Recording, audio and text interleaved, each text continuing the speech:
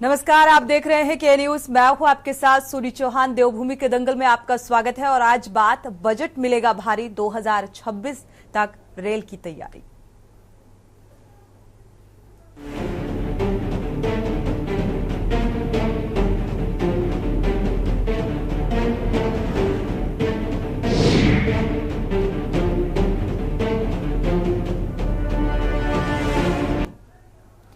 केंद्र की मोदी सरकार ने आम बजट से देवभूमि उत्तराखंड को कई बड़ी सौगातें दी है और केंद्र ने एक और जहां उत्तराखंड में भूस्खलन और बादल फटने जैसी आपदा से निपटने के लिए पहली बार बजट में प्रावधान रखा है, तो वहीं रेलवे के विस्तार के लिए केंद्र सरकार ने उत्तराखंड को इस बार 5,131 करोड़ रुपए के लिए रेल बजट की सौगात दी है और इसके साथ ही प्रदेश की 4 परियोजनाओं की डीपीआर बनाने की कवायद भी अब शुरू हो गई है। रेल मंत्री अश्विनी वैष्णव ने वर्चुअल प्रेस कॉन्फ्रेंस कर बजट के संबंध में जानकारी भी साझा की और मंत्री ने बताया कि ऋषिकेश से लेकर कर्णप्रयाग रेल लाइन का काम तेजी से चल रहा है। 2026 तक ये परियोजना पूरी होगी और बीजेपी का दावा है कि ऋषिकेश कर्णप्रयाग रेल लाइन का कार्य पूरा होने से राज्य की आर्थिकी स्थिति जो है वो मजबूत होगी, मजबूती मिलेगी, निर्बाध रूप से श्रद्धालु चारों धामों की यात्रा यानी कि दर्शन सुगम होंगे। और आपको बता दें कि बरसात के दौरान पहाड़ के अधिकांश मार्गों पर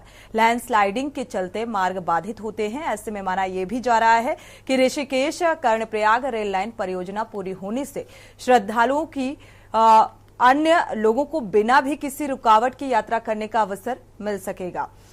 कांग्रेस का कहना है कि ऋषिकेश कर्णप्रयाग रेल लाइन परियोजना कांग्रेस के कार्यकाल की है। मोदी सरकार पिछले 10 सालों से इस परियोजना को पूरा नहीं कर सकी है।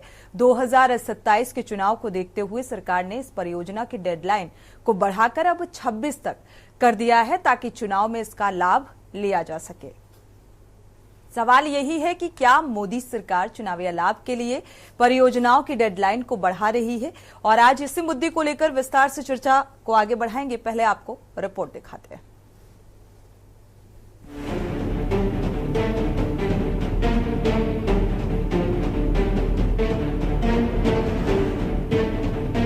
देवभूमि उत्तराखंड में रेलवे के विस्तार के लिए केंद्र सरकार ने हजारों करोड़ के बजट की सौगात प्रदेश को दे दी है।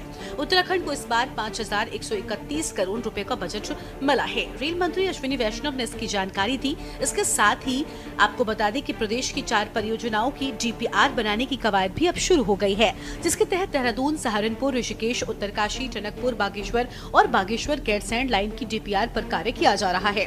तो वहीं राज्य के मुख्यमंत्री पुष्कर सिंह धामी ने रेलवे के बजट के लिए केंद्र सरकार का आभार भी जताया है। मुख्यमंत्री ने कहा कि इस धनराशि से निश्चित ही राज्य में रेल सुविधाओं के विकास में मदद मिलेगी। वहीं कांग्रेस ने केंद्र से मिले इस बजट को बेहद निराशाजनक भी बताया है। उत्तराखंड में भी इस बार बहुत अच्छा एलोकेशन हुआ है। उत्तराखंड के लिए 2024-25 के बजट में 5,131 करोड़ रुपए का आवंटन है। 5,131 करोड़ का आवंटन।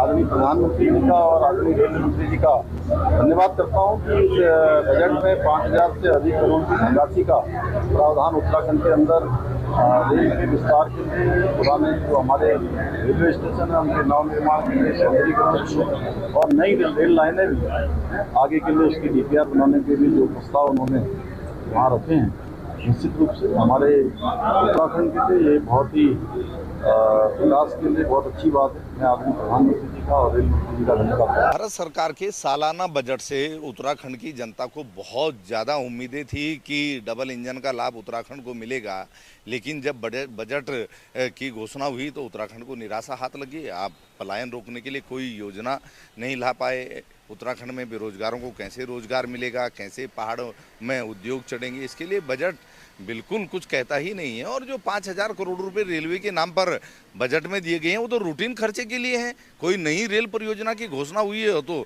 सरकार को बताना चाहिए, क्योंकि हल्द्वानी से काठगोदाम रेल लाइन की मांग लंबे समय से हो रही है। रेल मंत्री अश्विनी वैष्णव ने कहा कि ऋषिकेश कर्णप्रयाग रेल लाइन का काम तेजी से चल रहा है और 2026 तक ये परियोजना पूरी होगी। उनके मुताबिक इस परियोजना में कुल 213 किलोमीटर की टनल है, जिसमें 171 किलोमीटर का काम पूरा हो गया है। उन्होंने कहा कि यहाँ टनल का काम चुनौतीपूर्ण है। ऐसे में 2026 तक कार्य पूरा होने की उम्मीद है।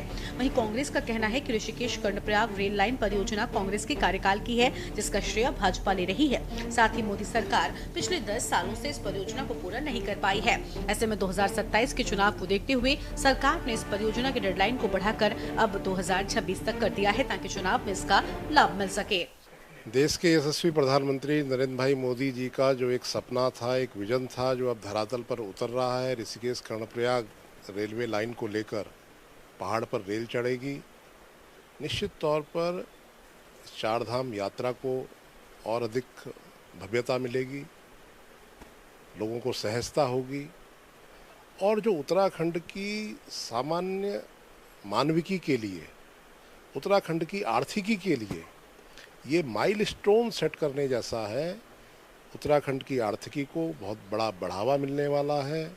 चारधाम यात्रा में बैठे हुए मेरे छोटे छोटे कारोबारी से लेकर बड़े बड़े लोग, उन सब के लिए ये एक बहुत बड़ा संबल बनने वाला है।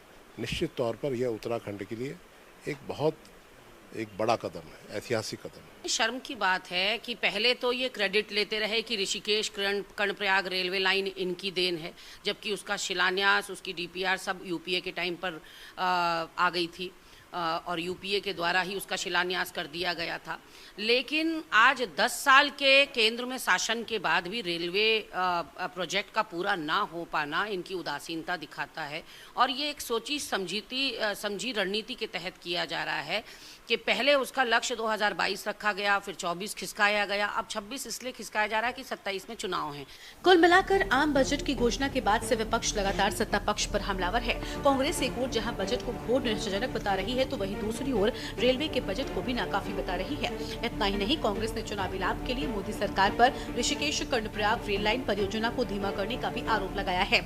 ऐसे में सवाल है कि क्या मोदी सरकार चुनावी लाभ के लिए इतनी महत्वपूर्ण परियोजनाओं को पूरा नहीं कर रही है। Uttarakhand desk report. तो इस परियोजना को लेकर अगर देखा जाए तो एक डेडलाइन दी गई थी पहले कि 2025 तक, यानी कि दिसंबर तक इसे पूरा कर लिया जाएगा। अब इसे बढ़ा दिया गया है। बढ़ाए जाने को लेकर भी विपक्ष के सवाल सामने आ रहे हैं। विपक्ष कह रहा है कि भाई ये जो परियोजना है ये कांग्रेस के कार्यकाल के दौरान की है और 10 साल बीत गए। भारतीय जनता पार्टी की उदासीनता साफ नजर आ रही है कि आखिर वो किस तरीके से काम कर रही है। उपचुनाव देखा जाए 2027 में चुनाव होने हैं और इस लिहाज से अब इसी से जोड़कर सीधा सीधा देखा जा रहा है कि चुनावी फायदे के लिहाज से ये डेडलाइन एक बार फिर से दी गई है, यानी कि 2026 में पूरा होगा ये प्रोजेक्ट। इसी को लेकर विस्तार से चर्चा करेंगे। खास मेहमान जुड़ चुके हैं, हनी पाठक जी हैं बीजेपी से। आपका बहुत बहुत स्वागत है इस चर्चा में शामिल होने के लिए। शिषपाल बिष्ट जी हैं कांग्रेस से, आपका भी बहुत बहुत स्वागत इस चर्चा में शामिल होने के लिए। पीसी थपलियाल जी हैं वरिष्ठ यूकेडी नेता, आपका भी बहुत बहुत स्वागत। और अरुण शर्मा जी हैं वरिष्ठ पत्रकार, आपका भी बहुत बहुत स्वागत इस चर्चा में शामिल होने के लिए। शुरुआत हनी पाठक से करेंगे। हनी पाठक जी, दिसंबर 2025 की डेडलाइन अब इसे बढ़ा दिया गया है, 2026 कर दिया गया है। क्या लगता है इस डेडलाइन पर यह प्रोजेक्ट पूरा हो सकेगा? और साथ ही जो विपक्ष कह रहा है कि भाई अब कहीं ना कहीं जो कांग्रेस की परियोजना थी, 10 साल बीत गए, भारतीय जनता पार्टी ने इसे गंभीरता से नहीं लिया और अब चुनावी लाभ के लिहाज से यह डेडलाइन दी गई है।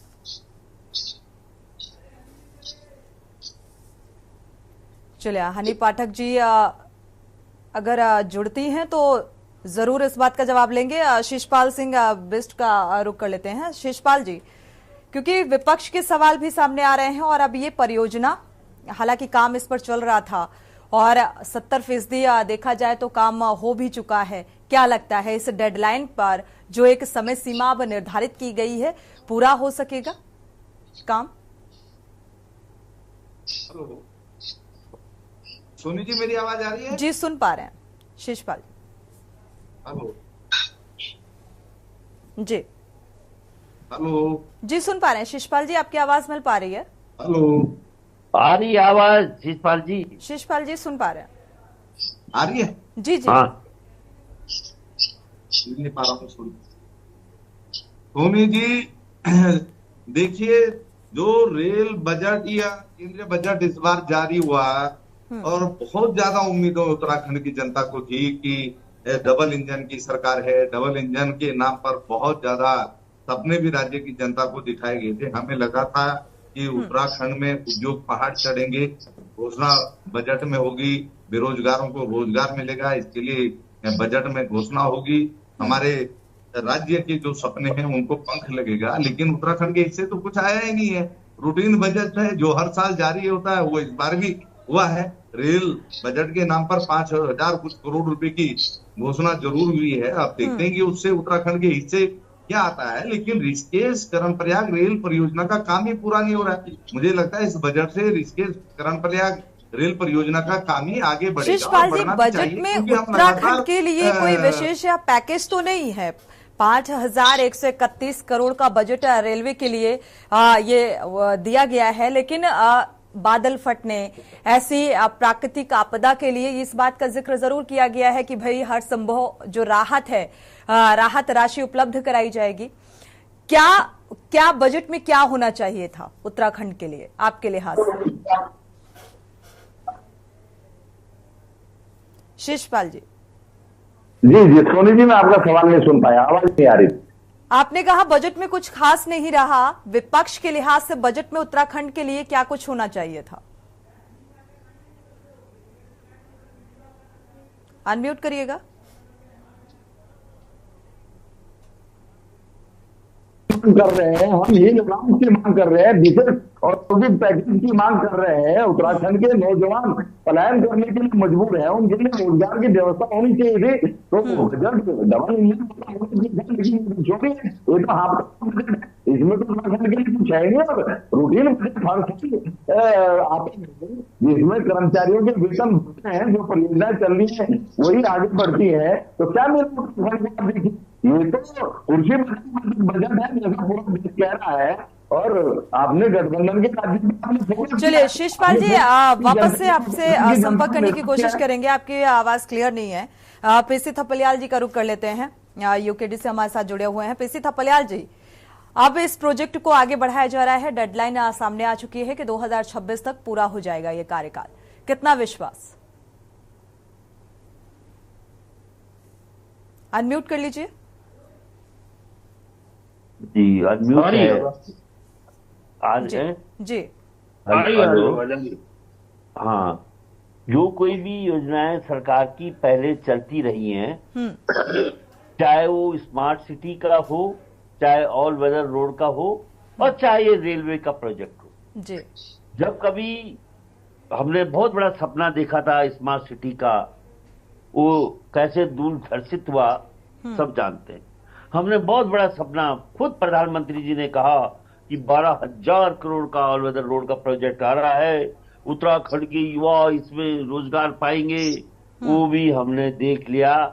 ठन ठन गोपाल all weather road, no weather road बनकर एक आपदा हमारे आगे खड़ी। अब रेलवे आ रहा है, रेलवे भी युवाओं जी। सोनी जी आ रही मुझे आपकी आवाज, जुड़ो जी, जवाब दो। ठीक है हनी पाठक जी, अभी आपका रुख करेंगे। पीसी थपलियाल जी से हमारा सवाल है जी, प्रतिक्रिया साझा कर लेते हैं, इसके बाद आपका रुख करेंगे जी। अब रेलवे का जो प्रोजेक्ट चल रहे हैं वो क्या युवाओं को कितना रोजगार दे पाएंगे, ये भविष्य के गर्भ में है।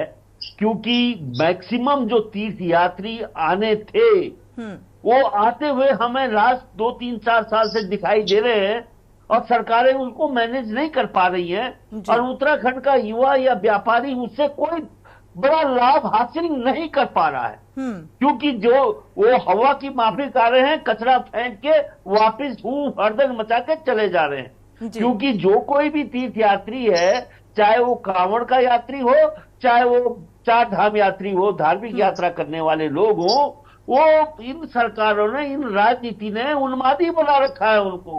और वो उन्मादी हमारे लिए वो शोर मचाकर, वो हुड़दंग मचाकर यहाँ से जाते हैं। लेकिन जहां तक होता है कि इकोनॉमिक का जो फायदा है वो कभी वो नहीं हो रहा जो यूपी के टाइम पे हमें होता था, जो हमारा गढ़वाल मंडल पूरा योजना को हैंडल करता था। और एक चीज मैं बड़ी मजबूती से कहना चाहता हूं कि जो ये बनाया था कर्णप्रयाग तक जो योजना बनाई थी, अगर इस पे पूरा ध्यान देकर इस पर और इसको सुदृढ़ रेलवे देहरा ऋषिकेश से कर्णप्रयाग बनाया गया होता तो हमारी यात्रा के लिए ये वरदान सिद्ध होता। बिल्कुल, वरदान सिद्ध होने की बात अभी भी कही जा रही है कि भाई कर्णप्रयाग, ऋषिकेश से कर्णप्रयाग जो रेल लाइन प्रोजेक्ट है, बद्रीनाथ जाने वालों के लिए एक सुगम भरा रास्ता होगा। समय सीमा में जो है वो कमतरी देखने को मिलेगी। अगर 4.5 घंटे का सफर होता है तो वो 2 घंटे में तय किया जा सकता है। रोजगार के अवसर भी बढ़ने की उम्मीद जताई जा रही है अगर ये प्रोजेक्ट पूरा होता है। और तमाम बातें निकलकर सामने आ रही हैं कि भाई चारधाम यात्रा भी सुगम होने वाली है अगर ये प्रोजेक्ट जिम्मेदारी के साथ पूरा होता है तो। एक समय सीमा के अनुसार जो डेडलाइन अब दी गई है।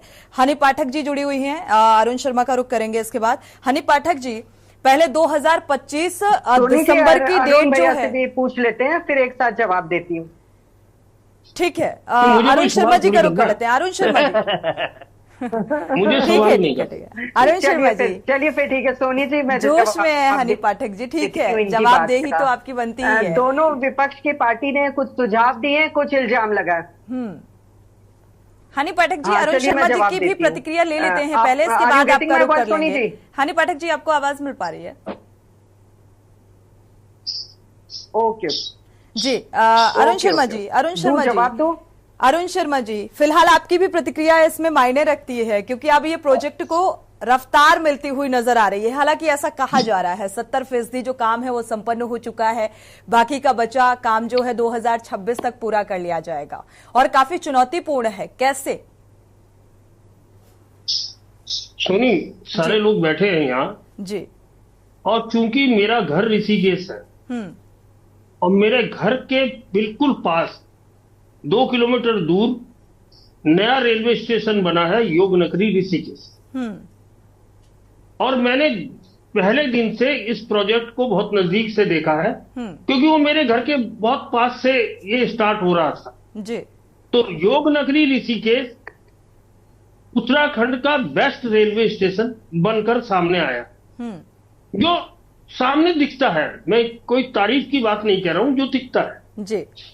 और उसके बाद हम जैसे लोग कई साल से जब गैरसैंण में विधानसभा सत्र होता है या कोई एक्टिविटीज होती है तो वहां तक जाते हैं तो रास्ते में तमाम वो स्टेशन पड़ते हैं जहां जहां रेलवे का काम चल रहा है। तो हमें तो केवल जो कोरोना के 2 साल थे, देखिए इस प्रोजेक्ट के टाइम बढ़ने का एक कारण ये भी है कि बीच में 2 साल कोरोना ने बहुत ज्यादा चीजें रोकी है। वो शायद बाकी पैनलिस्ट को ध्यान नहीं है, उस टाइम बिल्कुल ठप हो गया था काम। नहीं, विपक्ष कह रहा है कि भाई क्रेडिट लेने का काम कर रही है भारतीय जनता पार्टी। कोई दिक्कत नहीं, कोई दिक्कत नहीं है। वो तो देखिए अब कांग्रेस भी तो वही काम कर रही है जो कह रही है कि हमने शुरू करवाया था जी। तो उस टाइम जिस आदमी ने ये काम शुरू करवाया था सतपाल महाराज, वो तो आज भाजपा में मंत्री है उत्तराखंड में, जिनकी वजह से ये शिलान्यास हुआ था और ऋषिकेश कर्णप्रयाग तक का वो जो बनी है परियोजना वो तो आज भाजपा में है। ये भी तो बता दें, ये नहीं बताएगा कोई, ये बताएंगे कि कांग्रेस के टाइम पे शुरू बिल्कुल हुआ था जी। लेकिन मंत्री कौन था? रेल राज्य मंत्री सतपाल महाराज थे, ये भी बता दें। दूसरी चीज, हम जब जाते हैं तो चाहे वो हम 82 में देखें, में बहुत नजदीक नीलगड्डू है सबसे पहला जहां, और सबसे बड़ी चीज ये है कि ये 125 किलोमीटर जो की लंबी जो ट्रैक है कर्णप्रयाग तक, इसमें से 117 किलोमीटर टनल्स के अंदर से जानी है रेल। बिल्कुल। और अधिकांश टनल का काम पूरा हो चुका है। अधिकांश टनल केवल 1-2 जगह छोड़कर वो आर पार हो गई है। इवन 6-7 किलोमीटर लंबी टनल्स भी इस परियोजना में है जो आर पार हो चुकी है। अब निश्चित तौर पर अगर हम उत्तराखंड की स्थिति देखें तो हिमालय सबसे नया पहाड़ है, नाजुक पहाड़ है। हिमालय में हमेशा परिवर्तन होते रहते हैं, इसीलिए हमारे यहाँ लैंडस्लाइडिंग की घटनाएं ज्यादा होती है, खासकर बरसात के दिनों में। इस टाइम तमाम सड़कें बंद है, चारधाम यात्रा बार बार बाधित हो रही है, बार बार उन्हें खोलना पड़ रहा है, वो भी स्थिति है सबके सामने है। लेकिन एक परेशानी है, बंद हो जाती है सड़क तो तमाम देश का इंटरनेशनल मीडिया उसे उछाल देता है, लेकिन खुलती है तो कोई नहीं बताता। ये बड़ी दिक्कत होती है। नहीं, ठीक बात है, ठीक बात है। उसकी वजह से वो यात्री वहीं रुक जाते हैं। और निश्चित तौर पर कपियाल जी की एक बात से मैं बिल्कुल सहमत हूं कि यात्रा व्यवस्थित नहीं हो पा रही। इस बार जो हमारे होटल मालिक थे, हमारे रिजॉर्ट मालिक थे चारधाम यात्रा रूट में, उन्हें करोड़ों रुपए का नुकसान हुआ, क्योंकि शुरुआत में सरकार ने नहीं बताया। ये बड़ा सवाल है अरुण शर्मा जी, ये बड़ा सवाल है क्योंकि यात्रा सुगम नहीं हो पा रही, व्यवस्थित नहीं हो पा रही है। तो अब जब ये प्रोजेक्ट पूरा होगा और तो फिर यात्री कैसे व्यवस्थित होंगे, सुव्यवस्थित होंगे, ये अपने आप में एक क्वेश्चन मार्क है। यहाँ पर हनी पाठक जी से जवाब लेते हैं।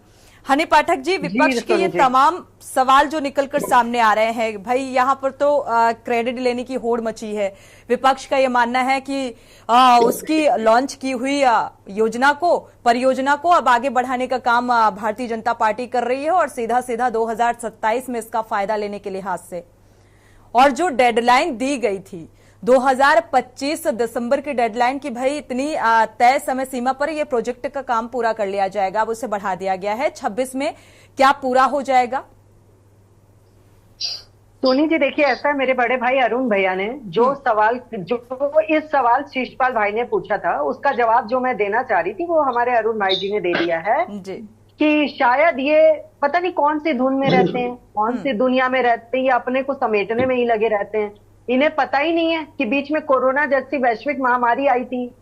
उस समय क्या कोरोना की वैश्विक महामारी में हम लोगों को मरने के लिए ढकेल दे और कहें कि वहां जाकर पहले कर्णप्रयाग रेलवे प्रोजेक्ट को पूरा करो क्योंकि तय सीमा हमने इतनी रखी है, तुम मरो तो भाड़ में मरो, तुम वो जनता हो जो मोदी को वोट देते हो। ये तो कहेगा नहीं कोई। दूसरी बात का जवाब मैं देना चाहती हूँ, कुछ लोग क्या करते हैं आज के जमाने में, बजट को पूरा मेरे ख्याल से स्टडी नहीं करते हैं। और शिषपाल भाई, मैं बड़ी ध्यान से और बड़ी संयम पूर्वक सबकी बात ली हूँ, उसके बाद सोनी जी से निवेदन करी हूँ, अब मैं जवाब देती हूँ। बिल्कुल बिल्कुल। बजट को कुछ लोग शायद स्टडी किए बिना ही बोलने लगते हैं। मुझे एक बात बताइए, अभी शिषपाल भाई यहाँ बैठे, मेरे खत्म होने के बाद जरा वो शुरू हो जाए और मुझे ना 9 से 10 ऐसे पॉइंट बता दे जो बजट के पहले पेज में अंकित मिस्टर निर्मला सीतारमण जी ने किया है। वो तक इनको नहीं पता है सोनी जी, मैं गारंटी दे रही हूं। अभी मैं स्टॉप करती हुई 9 पॉइंट्स मुझे मुंह पर गिना दे जिसकी ये बुराई करते फिर रहे हैं। इसमें से 4 पॉइंट भी ये बंदा बैठ के यहां पर गिना नहीं पाएंगे, प्रवक्ता है पार्टी के, लेकिन बुराई करने में सबसे पहले। चलिए मैं स्टॉप होती हूँ। शिषपाल भाई, आप जरा 9 पॉइंट वो शुरू के गिना दीजिए जो निर्मला सीतारमण जी ने पेज आउट किया, बाहर किया है। देखिए, दाखिए मत करिएगा प्लीज भाई जी, मैं आपके आगे हाथ जोड़ रही हूँ क्योंकि आप बजट पर इतना टीका टिप्पणी कर रहे हैं, तो 9 पॉइंट बता दें। अपनी प्रतिक्रिया रख चुके हैं आप। बात यहीं पे खत्म। अब बस मेरा टर्न।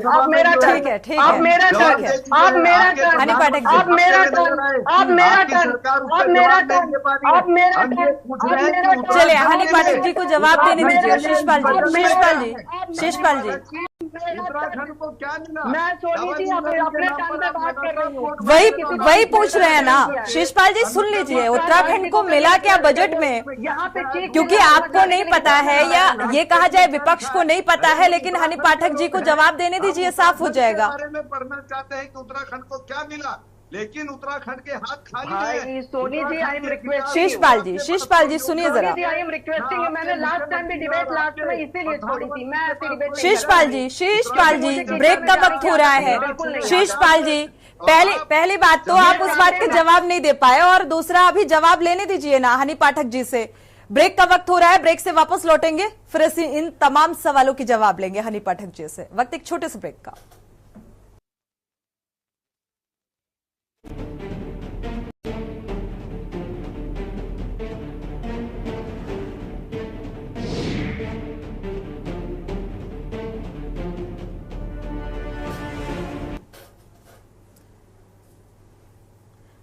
ब्रेक से वापस आ रहे हैं। देवभूमि के दंगल में चर्चा कर रहे हैं Rishikesh Karnaprayag rail line project को लेकर, और इसका कार्य अब तेजी से शुरू हो चुका है।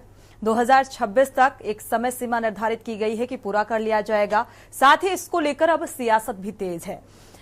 इस परियोजना के तहत 12 स्टेशन, 17 सुरंग और 35 पुलों के काम जो निर्माण कार्य हैं वो भी बाकी है, और काम जारी है। इसको लेकर राजनीति जिस तरीके से हो रही है, इसी को लेकर हम चर्चा कर रहे हैं। खास मेहमान जुड़े हुए हैं, हनी पाठक जी का रुख करेंगे क्योंकि विपक्ष जो सवाल उठा रहा है, सवाल आपसे था, उसका जवाब नहीं मिला। हनी पाठक जी, हम चाहेंगे कि उन सभी सवालों का जवाब दें आप, क्योंकि आप मेरी गलती से नहीं बिल्कुल मिला। बिल्कुल बिल्कुल ठीक है।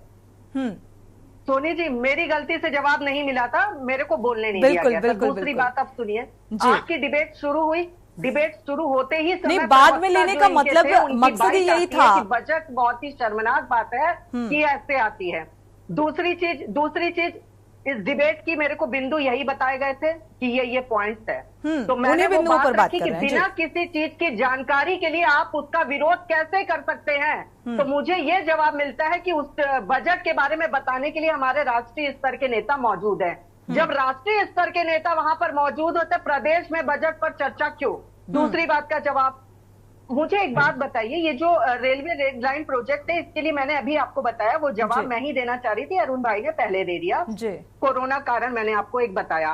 फिर उसके बाद लोकसभा चुनाव भी, तभी ज्यादातर उस चुनाव की ड्यूटी में लगे रहे। अब उस पर दोबारा जो फंड में कमी आई, ये भी सोचनीय विषय है कि यशस्वी प्रधानमंत्री नरेंद्र मोदी जी, वित्त मंत्री निर्मला सीतारमण जी लगातार उत्तराखंड के ऊपर अपना एक विशेष सहयोग और स्थान रखे हुए हैं। अभी एक जो इन्होंने बताया योग नगरी ऋषिकेश वाला रेलवे स्टेशन, अगर ये जानना चाहें तो क्या उसकी भी शिला इन्होंने ही रखी थी? इस तरीके से ऑल वेदर रोड की भी शिला इन्होंने ही रखी थी। अभी कुछ दिन पहले यशी जी आपकी एक डिबेट में देख रही थी, जिसमें सोनी जी एक डिबेट देख रही थी मैं, जिसमें ये कहा गया था डिबेट के दौरान कि ये रेलवे प्रोजेक्ट की वजह से हमारे उत्तराखंड में बहुत ज्यादा दिक्कतों का सामना करना पड़ रहा है। ये लाइन दी गई थी इनके प्रवक्ताओं द्वारा, मुझे याद है। तो मुझे ये बताइए, आज जब सौगात मिलती है तो उसका क्रेडिट, मतलब अच्छा गप गप, कड़वा कड़वा थू थू, इस तरीके के प्रोजेक्ट तो ये चलाते हैं। देहरादून, हरिद्वार, हर्रावाला, काशीपुर, काठगोदाम, किच्चा, कोटद्वार, लालकुआ, रामनगर, रुड़की तथा टनकपुर रेलवे स्टेशन को अमृत स्टेशनों के रूप में विकसित किया जाने की योजना पर भी केंद्र सरकार का हम आभार व्यक्त करते हैं कि उन्होंने इस तरीके की योजनाओं को हमें बताया। बजट पे अब चर्चा, क्योंकि बजट बहुत चिल्ला रहे थे अभी सब डिबेट में। विपक्ष का ये कहना है कि शिषपाल जी का रुख करेंगे, रुकिएगा शिषपाल जी। हनी पाठक जी, क्योंकि बजट में ये कहा गया कि उत्तराखंड के लिए कोई खास पैकेज का विकल्प नहीं दिया गया, को बताना चाहिए। जी बिल्कुल, विपक्ष का एक रोल होता है, विपक्ष वो भूमिका रखता है जो अगर सरकार से कोई गलती हो तो उस पर चेंजेस भी किए, जो कमी हो उसको दूर करे, क्योंकि देवतुल्य जनता ने हमें अपनाया है।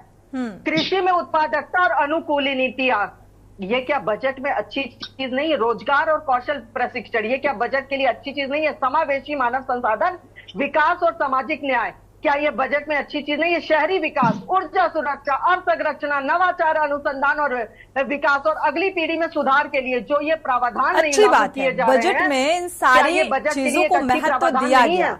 हनी पाठक जी, सारी चीजों को महत्व दिया गया। लेकिन जवाब और दे दूं, एक छोटा सा जवाब और दे दूं जी। हमारे उत्तराखंड में जो महिलाएं हैं, ज्यादातर अपना स्वरोजगार स्थापित करने की कोशिश करती रहती हैं। उनके स्वरोजगार को बढ़ाने के लिए जिस प्रकार से लोन में महिलाओं को इतनी प्रतिशत छूट दी गई है इस बजट में, और महिलाओं को आत्मनिर्भर बनाने के लिए जो प्रावधान इस बजट में लाए हैं, जो समावेश लाया गया है, वो एक अग्रणी समाज की तरफ ले जाने वाली भूमिका का रोल अदा करेगा। ठीक बात, अच्छी बात है। लेकिन अगर कोई परियोजना लॉन्च होती है, एक समय सीमा होती है, और उसमें जब भ्रष्टाचार का आरोप लगता है, चाहे स्मार्ट सिटी परियोजना का जिक्र कर लें, ऑल वेदर रोड का भी जिक्र पीसी थपलियाल जी ने किया, हनी पाठक जी आपने सुना होगा, तो वो तमाम सवाल जो उठते हुए नजर आ रहे हैं। शिषपाल जी कुछ कहना चाह रहे हैं, इस बात का शायद जवाब देना चाह रहे हैं। देखिए, जो आपने उसका जवाब सवाल किया है मुझसे, ऑल वेदर स्मार्ट सिटी का, आते हैं हनी पाठक जी, आते हैं। उत्तराखंड के विकास के लिए क्या प्रावधान है? बेरोजगारों के रोजगार के लिए बजट क्या कहता है? महिला सुरक्षा पे क्या बोलता है? पलायन रोकने के लिए बजट में क्या है? पहाड़ में उद्योग चढ़ाने के लिए क्या है? तो भाजपा की प्रवक्ता बौखला गई है, वो करी के जवाब ही नहीं दे पा रहे कि साहब इस बजट में कमियां क्या है। तो बजट में तो कमियां ही कमियां है।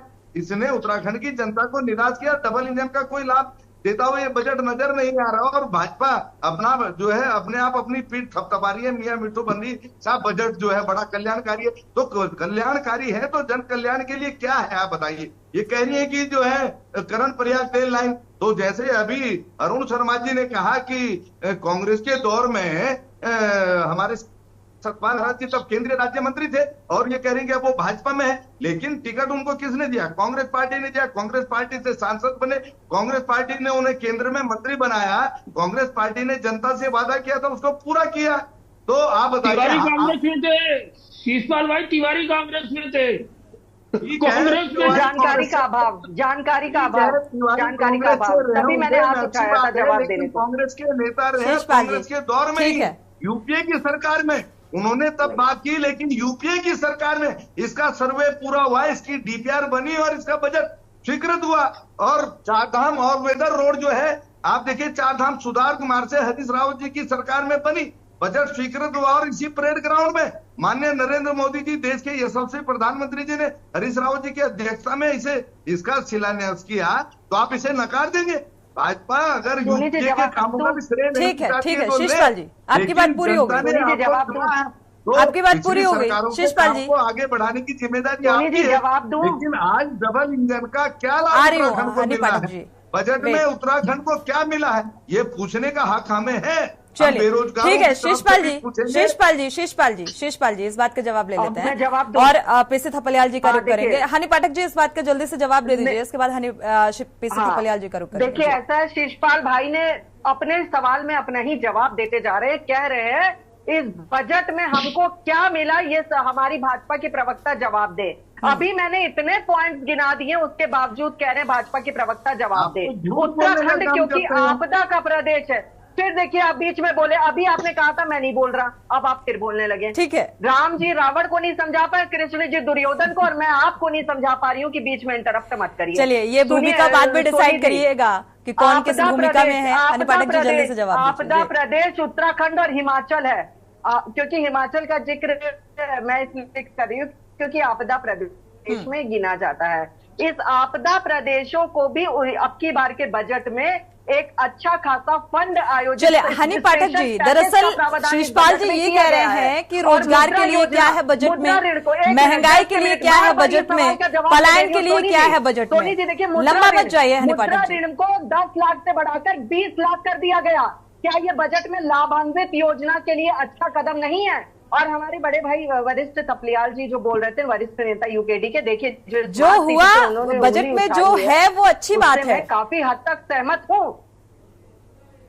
ठीक है, देखिए जो उन्होंने उंगली उठाई स्मार्ट सिटी के प्रोजेक्ट में, जो कमियां हैं वो हमारे नेता खुद उसको बोलते हैं कि इसको जल्द से जल्द दूर किया जाना चाहिए। उस बात से मैं पूर्णतः सहमत हूँ और मैं निवेदन भी करना चाहूंगी कि जो आप लोगों को खामियां और इसकी हो रही है स्मार्ट सिटी देहरादून में रहते हुए, क्योंकि वो उत्तराखंड के आंदोलनकारी, उत्तराखंड में अगर इस तरह की चीजें कमी दिखती है तो उनको बोलने का राइट है, और क्योंकि उन्होंने ये बात आपके चैनल पर रखी है तो उस चीजों को और भी पुरजोर तरीके से उठाया जाएगा, प्रयास किया जाएगा। चौथी और लास्ट बात मैं सोनी जी एक और कहना चाहती हूँ, जो ये कह रहे पलायन को लेके आपने क्या किया। सुनिए, ऐसा है ना शिषपाल भाई, अभी जो इन्वेस्टर समिट हुई थी उसके बाद टाटा मोटर्स और एक और वो जो वायर केबल वाले हैं, उन्होंने यहाँ पर इतने करोड़ रुपए का प्लांट लगाने की बात करी है। वो इन्वेस्टर समिट, वो राज्य सरकार क्या कर सकती है पलायन को रोकने के लिए, वो कार्य राज्य सरकार कर रही है। फिर जब सब कुछ मोदी जी करते हैं तो आप कहते हैं मोदी ने नहीं किया, राज्य सरकार ने क्या किया।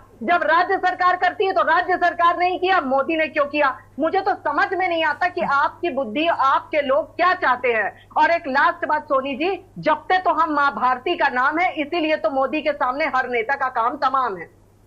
चलिए ठीक है, तरीके की स्लोगन। ठीक है शिषपाल जी, आपका रुख बाद में करेंगे। पीसी थपलियाल जी का रुख कर लेते हैं। पीसी थपलियाल जी, क्योंकि अभी बजट में देखा गया तो इस परियोजना के लिए जो 5,131 करोड़ रुपए रेल बजट की सौगात मिली है, क्या ये बजट काफी लग रहा है? रोजगार के अवसर बढ़ने की उम्मीद जताई जा रही है, क्या नजर आ रहा है? रेलवे प्रोजेक्ट से रोजगार की कोई उम्मीद नहीं है और इसके पीछे जो प्रमुख जो केंद्र सरकार है हमारी, और केंद्र सरकार का जो सर्वोच्च नेतृत्व है, उनका जो लक्ष्य है, दे मीन बिजनेस। और बिजनेस में खाली ये नहीं आता, बिजनेस में जो उनके लोग हैं उनको किस तरह से उस बिजनेस से लाभ मिले, ये उनका मुख्य उद्देश्य होता है। और इसमें सबसे इंपॉर्टेंट ये है कि जो सुरंग करने वाली मशीन है वो खाली ना पड़े, एक उद्देश्य ये होता है। दूसरा, सोलार में जो सोलार का प्लेट है जो अडानी जी प्रोडक्ट कर रहे हैं बहुत बड़ी मात्रा में, बहुत बड़ा प्रोजेक्ट है गुजरात का सोलार, वो सोलार प्लेट लगनी चाहिए, हर छत पे लगनी चाहिए, हर पहाड़ पे लगनी चाहिए। अब समस्या ये आ गई कि सोलार प्लेट हमारे लिए अभिशाप है, पहाड़ के लिए वेजिटेशन खत्म कर रहा है सोलार प्लेट। और लोगों को पता नहीं लग रहा, लोग गांव बेरो सब प्लान हो चुके हैं। अब उनके चारागाहों को इन परियोजनाओं के माध्यम से बाहरी लोगों को घुसाया जा रहा है। मैं प्रूफ इसका।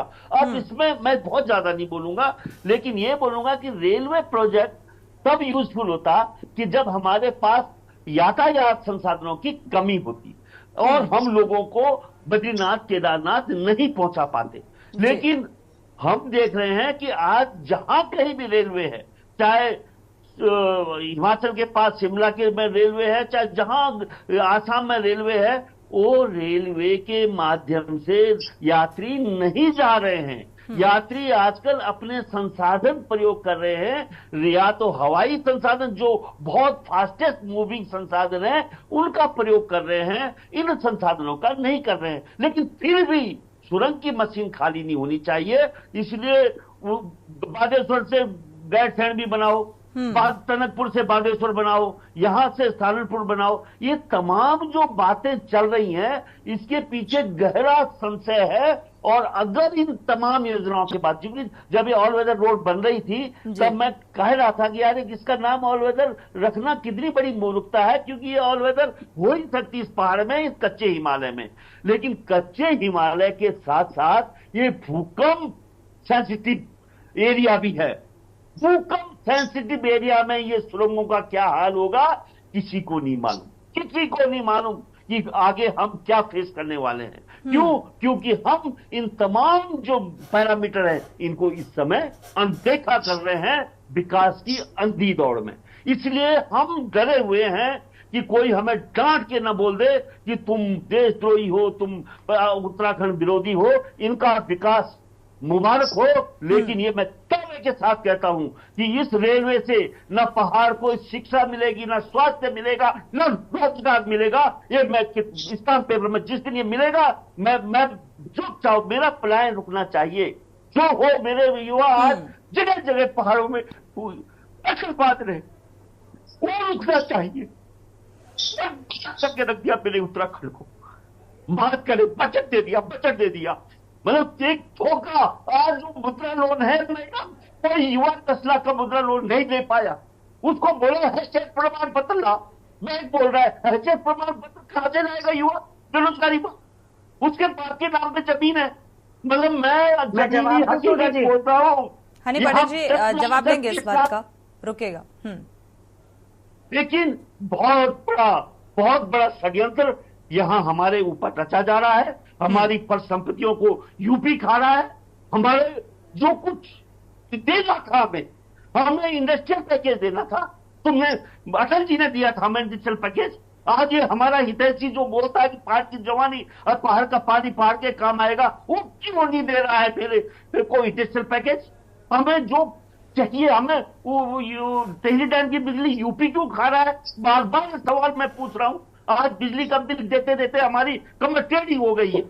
अब कुछ 5 साल में आधे लोगों के घर में अंधेरा होगा। ठीक है थपलियाल जी, तो इस बात का जवाब हनी पाठक जी से लेते हैं, इसके बाद अरुण शर्मा जी का रुख करेंगे। हनी पाठक जी, क्योंकि भौगोलिक स्थितियां जो हैं उत्तराखंड की, वो राज्य सरकार भी बखूबी समझती है और केंद्र सरकार भी। विकास भी चाहिए, लेकिन एक सामंजस्य भौगोलिक स्थिति के साथ भी होना जरूरी है, और उसी को लेकर ये गंभीरता थपलियाल जी की। पीसी थपलियाल जी की गंभीरता सर्वमान्य है, सर्मान्य है। अब मैं दूसरी बात बोलती हूँ कि जो ये कह रहे हैं कि इससे रेलवे लाइन प्रोजेक्ट से किसी प्रकार का कोई रोजगार नहीं मिलेगा, तो मैं इनको बताना चाहती हूँ, नहीं, बिजनेसमैन को फायदा पहुंचाने का भी जिक्र किया है।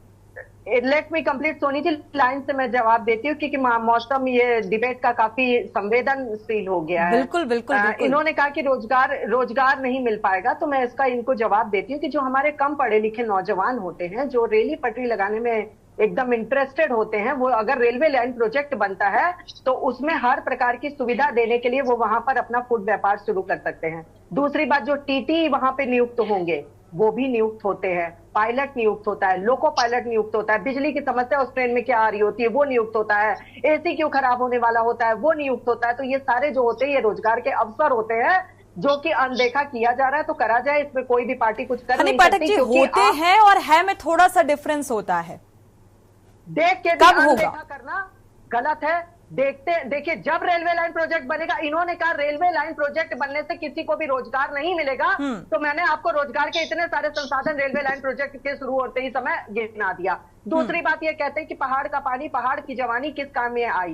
पहाड़ का पानी पहाड़ की जवानी इस काम में आती है कि यहाँ पर जो भी लोग होते हैं वो यहीं जो कोरोना काल में जब यहाँ पर आए हैं ना वापस, वो अभी तक वापस नहीं गए, वो यहीं पर हैं, वो यहीं पर है, अपना स्वरोजगार भी कर रहे हैं और विश्वकर्मा योजना के तहत जो उनको टूल किट उपलब्ध हुई है उससे वो अपना स्वरोजगार यहीं पे स्थापित कर रहे हैं, ना कि वापस उस तरफ से वापस जा रहे हैं। दूसरी बात का मैं इनको जवाब देना चाहती हूँ कि जो ये कह रहे हैं कि टिहरी की बिजली हमें क्यों नहीं प्राप्त होती है, मैं उसका जवाब इनको देती हूँ। टिहरी डैम जो बना था वो कब बना था, पीसी थपलियाल जी और अरुण भाई, जब उत्तराखंड और यूपी एक था तब ये टिहरी डैम बना था। अरुण भाई अगर मैं गलत हूं तो मुझे इंटरप्ट करिएगा, तभी बना था ना ये टिहरी डैम प्रोजेक्ट। ये किसने बनाया था, किसकी गवर्नमेंट ने बनाया था, यूपी गवर्नमेंट ने कि उत्तराखंड गवर्नमेंट ने? तब तो उत्तराखंड गवर्नमेंट होती ही नहीं थी, यूपी गवर्नमेंट ने इसको बनाया था। इस कारण एक उसके तहत इनको 70% बिजली हम लोगों को यूपी को देनी होती है। चलिए, अब तो जिम्मेदारी भारतीय जनता पार्टी की है ना, नहीं रोक सकी। और मुझे एक बात बता दे शीशपाल भाई कि क्या 1 रुपए बिल आता था हम लोगों का पहले जब आपकी सरकार थी? दूसरी बात जो ये कह रहे हैं कि केदारनाथ में क्या कर दिया, तो बद्रीनाथ में क्या कर दिया, तो और चारों धाम में क्या कर दिया, ऐसा है ना, चारों धाम में पहले भी यात्राएं होती थी, लेकिन किस प्रकार से होती थी ये सबको पता है। जब इनकी गवर्नमेंट थी, कांग्रेस की सत्ता थी, उस अच्छी बात है। पहले गवर्नमेंट में क्या होता था, Honey Pathak ji listen to me, पहले गवर्नमेंट में क्या होता था, मौजूदा वक्त में क्या होना चाहिए, बदलाव अच्छी चीज है। इस बार चारधाम यात्रा में श्रद्धालुओं की संख्या में इजाफा देखने को मिला, वो आंकड़े बताने में भारतीय जनता पार्टी को भी बहुत अच्छा लगता है, लेकिन व्यवस्थाएं कैसी रही, व्यवस्था को लेकर भी तो सवाल खड़े होते हैं। प्रदेश है उत्तराखंड, आपदा प्रदेश है, व्यवस्था पूरी तरीके से सुचारू रूप से, इसीलिए तो व्यवस्था बहुत व्यवस्थित होनी चाहिए। सोनी जी, रजिस्ट्रेशन मस्त करा गया था, रजिस्ट्रेशन जो लोग ऑनलाइन करवा कर नहीं आए थे उनको थोड़ा परेशानी का सामना करना पड़ा था। ऑनलाइन रजिस्ट्रेशन, ऑफलाइन भी तो उसमें भी तो ब्रेक लगाया गया विद मेडिकल सर्टिफिकेट, तो इसमें क्या बुराई है, मुझे आज तक समझ में नहीं आया जो विपक्ष इसको मुद्दा बना रहा है। जो चौथी बात मैं ये कहना चाहती हूँ, मुझे ये बता दे शीशपाल भाई कि जब इनकी गवर्नमेंट थी, आपदा आई थी, आपदा के बाद आपको यात्रा को संभालने में कितने सालों लग गए? शंकराचार्य का भूत तो आपके ऊपर सिर पर इस तरह से सवार है कि लगातार उनके बारे में बोले जा रहे हैं। मुझे ये बताइए केदारनाथ का संरक्षण किसने किया था, केदारनाथ किसने बताया? तो शंकराचार्य ने, लेकिन एक उनकी मूर्ति तक तो लगाने के काबिल आप नहीं रहे थे। लेकिन हाँ, प्रोपेगेंडा करना है तो उसमें नंबर 1 अगर कोई आएगा तो वो कांग्रेस की पार्टी आएगी। चलिए अरुण शर्मा जी का रुख करेंगे। अरुण शर्मा जी, एक तो बजट जो है अभी देखा जाए, ये जो कार्य चल रहा है रेल और रोड ब्रिज बनाने का, इसमें करीब 16,216 करोड़ रुपए के इस प्रोजेक्ट में 10 स्टेशन सुरंग के नीचे बनाए जाने हैं। एक तो बजट को लेकर सवाल कि क्या ये सफिशिएंट है बजट, दूसरा रोजगार के अवसर कितने आप देख पा रहे हैं, क्या रोजगार को बढ़ावा मिलेगा, चारधाम यात्रा जो है वो सुगम हो पाएगी, जो ये बद्रीनाथ तक कर्णप्रयाग और इस परियोजना के तहत जो सफर है चारधाम यात्रा करने वाले या बद्रीनाथ जाने वालों के लिए कितना आसान और सुगम होने वाला है? देखिए, जो कर्णप्रयाग रेल लाइन का मामला है उसका बजट बिल्कुल अलग है, उसका इस बजट से कोई मतलब नहीं है। बिल्कुल बिल्कुल, ये और परियोजनाओं के लिए बजट आ रहा है। दूसरी चीज, जब भी कहीं रेल या सड़क डेवलप होती है तो उसके आसपास निश्चित तौर पर, स्वतः तौर पर रोजगार के अवसर उत्पन्न हो जाते हैं। एक छोटी सी मैं बात बताऊं आपको, ऋषिकेश और देहरादून के बीच में जॉली ग्रांट है जगह, एक जमाने में मुझे याद है रात को वहां से कोई नहीं गुजरता था, क्योंकि उस जगह को चोर पुलिया कहते थे। आज वहां उत्तराखंड का पहला प्राइवेट कॉलेज, मेडिकल कॉलेज है, और जहां 2000 जमीन नहीं मिलती थी, आज वहां 1 करोड़ रुपए जमीन नहीं मिल रही है। 1 करोड़ रुपए से नहीं मिल रही है, सही बात है, नहीं मिल रही। अब आप देखिए कितना डेवलपमेंट हुआ, आसपास के किसानों का डेवलपमेंट हो गया, बिजनेस बढ़ गया, होटल्स बन गए, एयरपोर्ट नजदीक है। इसी तरह जब रेल बनेगी तो उसके आसपास स्वतः बहुत सारे रोजगार उत्पन्न होंगे। सफल्याल जी शायद एक चीज को ध्यान नहीं दिया था, निश्चित तौर पर इसका बहुत भयंकर जवाब है, बहुत भयंकर। मेरे को बोलने दीजिए, उसके बाद दे दीजिए। मैं ये कह रहा हूं कि रेल जब जाएगी तो उसमें यात्री तो जाएंगे, लेकिन एक चीज हमें ध्यान देनी चाहिए कि जो हमारा चमोली है जिला, ये चीन की सीमा से जुड़ा हुआ है, और निश्चित तौर पर जो सामरिक महत्व की चीजें हैं, जवानों का आवागमन है या उनके एमुनिशन है, उनके खाने का सामान है, वो भी उसी ट्रेन से जाएगा।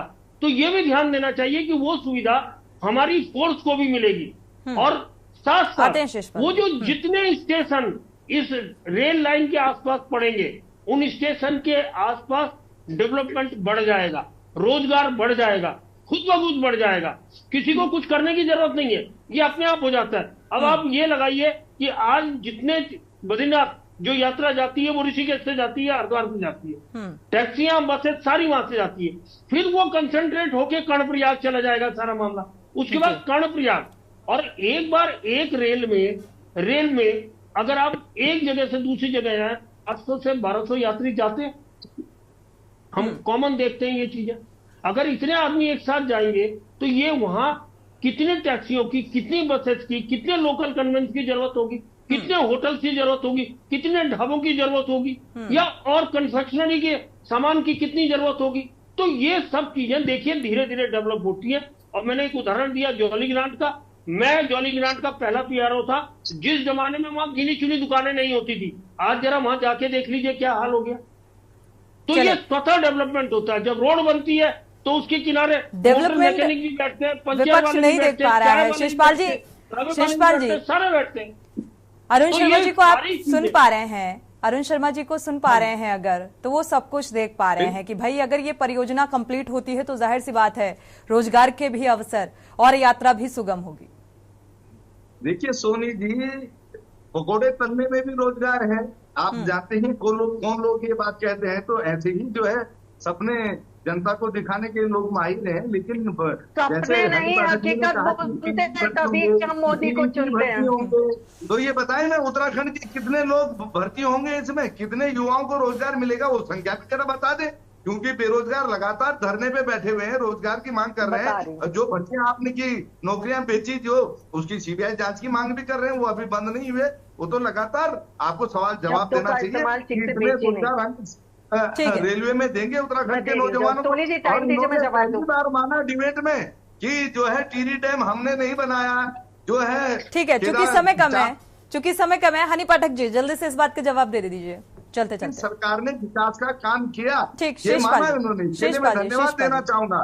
लेकिन जो खामियां हैं, हनी पाठक जी, पब्लिक को हो रही है, वो हम लगातार उठाने का काम करेंगे। और अगर उत्तराखंड, अच्छी बात है, विपक्ष इन मुद्दों को उठा रहा है, अच्छी बात है। सपने नहीं हकीकत बुनती है भारतीय जनता पार्टी। हनी पाठक जी जल्दी से चलते चलते जवाब दे दीजिए। आप नहीं जवाब दे दूं? जी जी बिल्कुल दे दूं जवाब। आप मुझे अभी का मुझे पूछिए, मुझे भाई हनी पाठक जी समय बहुत कम है, जल्दी से जवाब दीजिए। दे दूं जवाब? जी भाई मेरा कह रहे हैं कि आपने पहली बार डिबेट में ये चीज मानी कि हमारी कांग्रेस की सरकार। भाई आज पता नहीं, मुझे खुद नहीं समझ में आ रहा, ये शिषपाल भैया ही बैठे हैं ना, इनको अचानक से क्या हो जाता है। मैंने कहा जब टिहरी डैम बना था तो यूपी उत्तराखंड में नहीं हुआ करता था। यूपी, अब किसी की भी सरकार हो, मैंने उसके बनने की बात करी है। और मैं आप यदि हमारे पीसी थपलियाल जी काफी सेंटिमेंट्स में आकर बोले थे, जो उनको पहाड़ से जो प्रेम है उसके बारे में उन्होंने अपनी संवेदना व्यक्त करी थी, तो मैंने उनको ये जवाब दिया था कि बिजली का उत्पादन और करने में हम लोग लगातार लगे हुए हैं। इसी चलिए ठीक है, समय इजाजत नहीं देता कि चर्चा को आगे बढ़ाएं। आप सभी मेहमानों का इस चर्चा में शामिल होने के लिए बहुत बहुत शुक्रिया। लेकिन सवाल इस परियोजना को लेकर कि अगर ये परियोजना पूरी होती है तो रोजगार के भी अवसर बढ़ने की भी उम्मीद जताई जा रही है और साथ ही रोजगार के साथ साथ एक यात्रा सुगम होने की भी उम्मीद जताई जा रही है, क्योंकि जाहिर सी बात है अगर ये परियोजना पूरी होती है तो जिस यात्रा को पूरा करने में 4 से 4.5 घंटे का समय लगता था, अब वो 2 घंटे में तब्दील हो जाएगा। तो ये डेवलपमेंट और विकास से सीधा सीधा इसे जोड़कर देखा जा रहा है और क्या एक तय डेडलाइन पर ये परियोजना पूरी हो पाएगी, ये देखना होगा। इसी के साथ देवभूमि के दंगल में इतना ही। आगे खबरों के लिए आप देखते रहिए के न्यूज़ इंडिया।